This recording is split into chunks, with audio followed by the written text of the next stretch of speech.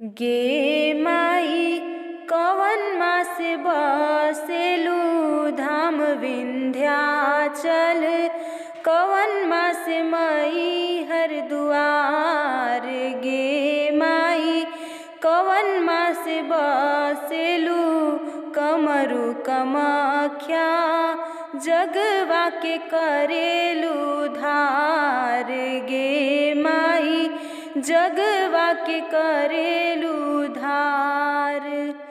चैत मास बसेलु मई हर भवानी, विंध्याचल में चढ़ते कुआर। गे माई सावन मास कमरु कमाख्या में बैठ के, भगतन के करेलु धार।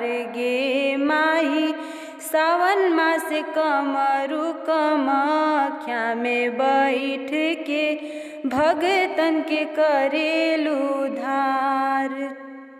धाम विंध्याचल लागे बहुते सुहावन, अष्टभुजा माई दरबार। गे माई काली खोह धामवा के आस लेके मनवा में, देखे बदे माई के सिंगार। गे माई काली खोह धामवा के आस लेके मनवा में, देखे बदे माई के सिंगार। मई हर भवानी के भक्त बड़ा भारी, आल्हा उदल जाने संसार। गे माई राम कृष्ण परमहंस रहसु भगत के, दर्शन दिहलु अपार। गे माई राम कृष्ण परमहंस रहसु भगत के, दर्शन दिहलु अपार।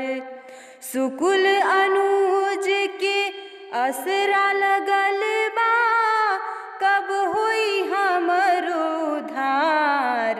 गे माई तोहरी चरनिया में नेहिया लगईती, अईती हम तोहरे दुआर।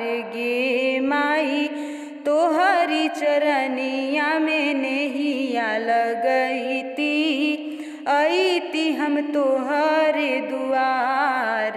गे माई कवन मास बसेलु धाम विंध्याचल, कवन मास मई हर दुआर। गे माई कवन मास बसेलु धाम विंध्याचल, कवन मास मई हर दुआर।